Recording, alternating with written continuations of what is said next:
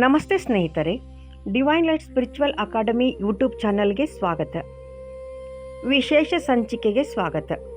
ನಾಳೆ ವಸಂತ ಪಂಚಮಿಯನ್ನು ಆಚರಿಸಲಾಗುತ್ತದೆ. ಈಗ ಅದರ ಬಗ್ಗೆ ತಿಳಿದುಕೊಳ್ಳೋಣ. ವಸಂತ ಪಂಚಮಿಯನ್ನು ಶ್ರೀ ಪಂಚಮಿ ಎಂದಲೂ ಕರೆಯುತ್ತಾರೆ. ಹಿಂದೂ ಪಂಚಾಂಗದ ಪ್ರಕಾರ ಮಾಘ ಮಾಸದ ಶುಕ್ಲ ಪಕ್ಷದ 5ನೇ ದಿನದಂದು ಈ ಹಬ್ಬವನ್ನು ಆಚರಿಸಲಾಗುತ್ತದೆ. ಇದು ಚಳಿಗಾಲದ ಅಂತ್ಯ ಮತ್ತು ವಸಂತಕಾಲದ ಆಗಮನವನ್ನು ಸೂಚಿಸುತ್ತದೆ. ಈ ಹಬ್ಬದ ವಿಶೇಷತೆ ಏನೆಂದರೆ, ವಸಂತ ಪಂಚಮಿಯ ದಿನವನ್ನು ವಿದ್ಯಾರ್ಥಿಗಳ ದೇವತೆಯಾದ ಸರಸ್ವತಿ ಮಾತೆಯನ್ನು ಪೂಜಿಸಲಾಗುತ್ತದೆ. ಅಂದರೆ ಸರಸ್ವತಿ ಮಾತೆಯ ಜನ್ಮದಿನವಾಗಿದೆ.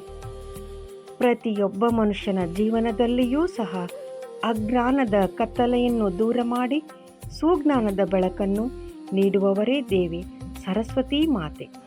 ಸರಸ್ವತೀ ದೇವಿ ಜ್ಞಾನ, ಕಲೆ, ಸಾಹಿತ್ಯ, ಬುದ್ಧಿವಂತಿಕೆ ಮತ್ತು ವಾಕ್ಚಾತುರ್ಯದ ಅಧಿದೇವತೆ. ಆದ್ದರಿಂದ ವಿದ್ಯಾರ್ಥಿಗಳು, ಕಲಾವಿದರು, ಸಾಧಕರು ಯಾವುದೇ ಶುಭ ಕಾರ್ಯಗಳನ್ನು ಆರಂಭ ಮಾಡುವ ಮೊದಲು ಮತ್ತು ವಿದ್ಯಾ ಅಭ್ಯಾಸವನ್ನು ಪ್ರಾರಂಭಿಸುವ ಮೊದಲು ಸರಸ್ವತಿ ದೇವಿಯನ್ನು ಸ್ಮರಿಸುತ್ತಾರೆ. ಧಾರ್ಮಿಕ ನಂಬಿಕೆಗಳ ಪ್ರಕಾರ ಬ್ರಹ್ಮಾಂಡದ ಸೃಷ್ಟಿಯಾದ ನಂತರ ಸುತ್ತಲೂ ಮೌನ ಮತ್ತು ಜಡತ್ವ ಆವರಿಸಿಕೊಂಡಾಗ ಬ್ರಹ್ಮನು ತನ್ನ ಕಮಂಡಲಿನಿಂದ ನೀರನ್ನು ತೆಗೆದು ಚಿಮುಕಿಸುತ್ತಾರೆ. ಇದು ವಿಶ್ವಕ್ಕೆ ಪ್ರಜ್ಞೆ, ಧ್ವನಿ ಮತ್ತು ಜ್ಞಾನವನ್ನು ತುಂಬಿಸುವ ಸಲುವಾಗಿ ಆ ದಿವ್ಯ ಕ್ಷಣದಲ್ಲಿ ಸರಸ್ವತೀ ದೇವಿಯು ಬಿಳಿ ಬಟ್ಟೆಗಳನ್ನು ಧರಿಸಿ ಕೈಯಲ್ಲಿ ವೀಣೆಯನ್ನು ಹಿಡಿದುಕೊಂಡು ಕಾಣಿಸಿಕೊಳ್ಳುತ್ತಾರೆ. ಈ ಕಾರಣಕ್ಕಾಗಿ ವಸಂತ ಪಂಚಮಿಯನ್ನು ಸರಸ್ವತೀ ದೇವಿಯು ಆವಿರ್ಭಾವದ ದಿನವೆಂದು ಪರಿಗಣಿಸಲಾಗುತ್ತದೆ. ಈ ದಿನ ಜ್ಞಾನ, ಬುದ್ಧಿವಂತಿಕೆ, ವಿಮೋಚನೆ, ಮಾತು ಮತ್ತು ಸೃಜನಶೀಲ ಶಕ್ತಿಯನ್ನು ಪೂಜಿಸಲು ಒಂದು ವಿಶೇಷ ಸಂದರ್ಭ ಆಗಿರುತ್ತದೆ. ಈ ದಿನ ಸರಸ್ವತೀ ದೇವಿ ಪೂಜೆ ಮಾಡುವುದರಿಂದ ಜ್ಞಾನ, ಸ್ಮರಣ ಶಕ್ತಿ, ಭೌತಿಕ ಸಾಮರ್ಥ್ಯ ಹೆಚ್ಚಾಗುತ್ತದೆ ಎಂದು ನಂಬಲಾಗುತ್ತದೆ.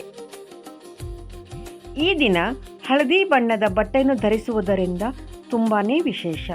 ಹಳದಿ ಬಣ್ಣ ಗುರುಗಳ ತತ್ವ ಹೊಂದಿರುವಂತಹದ್ದು.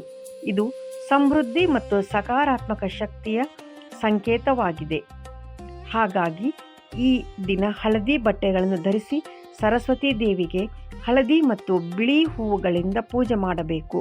ಅಲ್ಲದೆ ಹಳದಿ ಬಣ್ಣದ ಪಾಯಸ, ಹೆಸರುಬೇಳೆ ಪಾಯಸ, ಚಿತ್ರಾನ್ನ, ಹಳದಿ ಬಣ್ಣದ ಅಡುಗೆ ನೈವೇದ್ಯಗಳನ್ನು ಮಾಡಬೇಕು.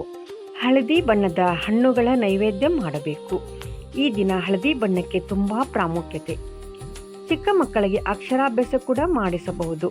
ಸ್ಕೂಲಿಗೆ ಹೋಗುವ ಮಕ್ಕಳ ಕೈಯಿಂದ ಓದೋದಕ್ಕೆ ಸಂಬಂಧಪಟ್ಟಂತಹ ವಸ್ತುಗಳನ್ನು ಅವರ ಕೈಯಿಂದ ದಾನ ಕೊಡಿಸುವುದು ತುಂಬ ಒಳ್ಳೆಯದು.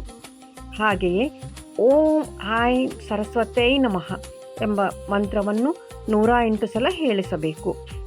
ಈ ಹಬ್ಬವು ಕೇವಲ ಧಾರ್ಮಿಕ ಆಚರಣೆಯಲ್ಲ, ಇದು ಪ್ರಕೃತಿಯ ಬದಲಾವಣೆಯನ್ನು ಆಸ್ವಾದಿಸುವ ಕ್ಷಣವಾಗಿದೆ.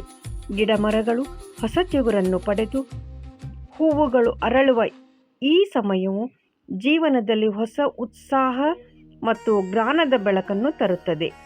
ಈ ಮಾಹಿತಿ ಉಪಯುಕ್ತ ಅನಿಸಿದರೆ ಲೈಕ್ ಮಾಡಿ, ಶೇರ್ ಮಾಡಿ. ನಿಮ್ಮ ಅನಿಸಿಕೆಗಳನ್ನು ಕಮೆಂಟ್ಸ್ನಲ್ಲಿ ತಿಳಿಸಿ. ಶುಭವಾಗಲಿ. ಸರ್ವೇ ಜನ ಸುಖಿನೋ ಭವಂತು.